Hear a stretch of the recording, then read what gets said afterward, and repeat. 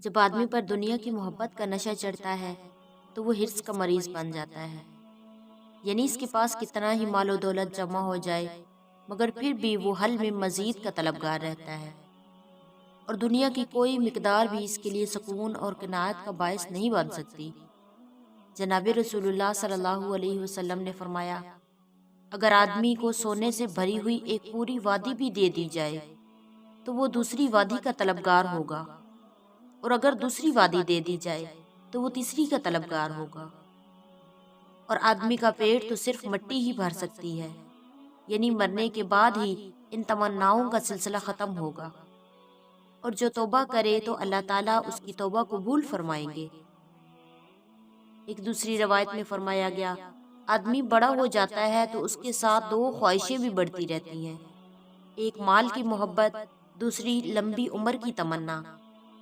حریص شخص کو کبھی بھی قلبی سکون نصیب نہیں ہوتا، مال کی مدہوشی میں اس کی راتوں کی نیندیں اڑ جاتی ہیں اور دن کا سکون بھی چلا جاتا ہے۔ حالانکہ مال و دولت اصل مقصود نہیں، بلکہ دلی اطمینان ہی اصل میں مطلوب ہے۔ یہ اگر تھوڑے مال پر ہی نصیب ہو جائے تو آدمی غنی ہو جاتا ہے۔ مال کی بہتات اور کثرت کے باوجود بھی اگر دل کو سکون نہیں تو وہ غنی کہلائے جانے کے لائق نہیں۔ جناب رسول اللہ صلی اللہ علیہ وسلم نے فرمایا، زیادہ اسباب اور سامان ہونے کا نام غنا نہیں ہے، بلکہ اصل غنا تو دل کا غنا ہے، یعنی دل کا مطمئن ہو جانا، اگرچہ تھوڑے مال پر ہی ہو۔ اس تفصیل سے معلوم ہوا کہ حرص کا روگ ایسا خطرناک ہے کہ انسانی زندگی کی روح ہی ختم کر دیتا ہے، بلکہ خود انسانی اقتدار کے لیے خطرہ بن جاتا ہے۔ لہٰذا اس بیماری کا علاج بہت ضروری ہے۔ حرص کے مرض کو ختم کرنے کے لیے ان احادیث کو پیش نظر رکھنا ضروری ہے جن میں دنیا کی مذمت وارد ہے۔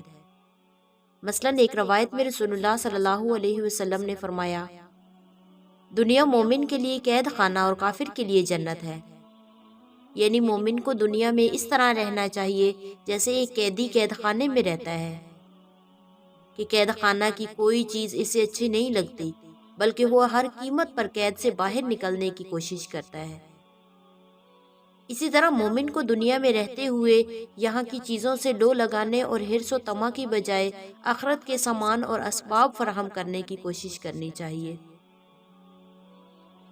نبی پاک صلی اللہ علیہ وسلم نے فرمایا، جو آدمی دنیا سے لگاؤ رکھے گا وہ اپنی آخرت کا نقصان کرے گا، اور جو اپنی آخرت کو پسند کرے گا وہ دنیا کا نقصان کرے گا۔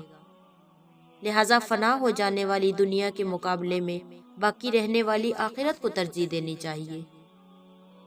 دنیا کی زندگی آخرت کے مقابلہ میں سمندر کے ایک قطرہ کے برابر بھی نہیں۔ لہٰذا عقل مندی اور عاقبت اندیشی کا تقاضا یہ ہے کہ اس چند روزہ زندگی کے لیے حرص کر کے اپنی آخرت کو برباد نہیں کیا جائے۔ اسی طرح حرص کو ختم کرنے کے لیے یہ یقین بھی بہت مفید ہے کہ اللہ تعالیٰ نے ہمارے لیے جو رزق پہلے سے متعین کر دیا ہے وہ ہمیں بہرحال مل کر ہی رہے گا، اور ہماری موت اس وقت تک نہیں آ سکتی جب تک ہم اپنے مقدر میں لکھے ہوئے ہر لقمے کو حاصل نہ کر لیں۔ اسی طرح حرص کو ختم کر کے قناعت کا جذبہ پیدا کرنے کے لیے نبی کریم صلی اللہ علیہ وسلم نے ایک نہایت پرتاثیر نسخہ تجویز فرمایا۔ آپ صلی اللہ علیہ وسلم نے فرمایا، جب تم میں سے کسی شخص کی نظر ایسے آدمی پر پڑے جس کے پاس مال اور صحت آپ سے زیادہ ہے تو اس شخص کو چاہیے کہ وہ اپنے سے نیچے درجے کے آدمی کو دیکھے۔ عموماً مال کی حرص کی بنیاد یہی ہوتی ہے کہ آدمی ہمیشہ اوپر والوں کی طرف نظر کرتا ہے۔ مثلاً کسی کے پاس اگر 3 کروڑ ہے تو وہ 4 کروڑ والے کو دیکھے گا، اگر کسی کے پاس 4 کروڑ ہے تو وہ 5 والے پر نظر کرے گا۔ اس طرح کسی بھی حد پر اسے قناعت نصیب نہیں ہوتی، وہ حل میں مزید کی دل میں حرص رکھتا ہے۔ لیکن اگر آدمی اپنے سے نیچے والوں کو دیکھے گا تو شکر کا جذبہ بھی بڑھے گا اور حرص کا اصل سبب بھی ختم ہو جائے گا۔ اسی لیے کوشش کرنی چاہیے کہ اس مرض کا ہمارے دل سے خاتمہ ہو اور آخرت کے فوائد کو حاصل کرنے کا جذبہ بھی پیدا ہو۔ واللہ اعلم۔ اللہ پاک عمل کی توفیق دے۔